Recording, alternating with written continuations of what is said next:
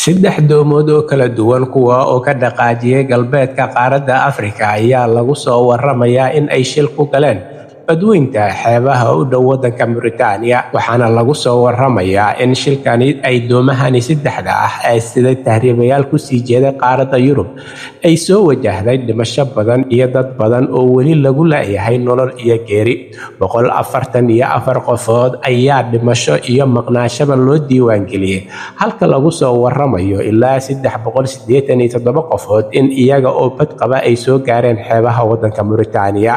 Arrintan ayaa waxaa xaqiijisay hay'adda qaxootiga qaramada midoobay ee UNHCR taa oo ku waramayso in shilkani oo dhacay 14 ilaa 18 bisha July ee aynu ku jirno ay ka dhacday badweynta, waxayna intaa ku dareen in la isku dayay badbaadada dadkii saarnaa doomaha, waxaana lagu soo waramayaa 387 qofood in si nabada ay ku soo gaareen xeebaha, halka 143 qofood oo saarnaa mid ka mid ah doomahaasi lagu leeyahay ilaa iyo hadda, inkastoo loo badinayo dhimashadooda ha yeeshee meydadkooda aanan weli lahaynin. Mid kale ayaa lagu soo waramayaa in meydkiisa laga helay badda, kaasoo isaguna qayb ka ahaa dadkii ku haligmay badweynta, waxaana lagu soo waramayaa in shilkani uu ka dhacay xeebaha waddanka Mauritania, ha yeeshee doonta dhibka ugu weyn uu soo gaaray oo ay saarnaayeen ku dhowaad 143 qofood oo tahriibayaal ah ayaa lagu soo waramayaa in muddo 25 maalmood ah ay ku xayirnaayeen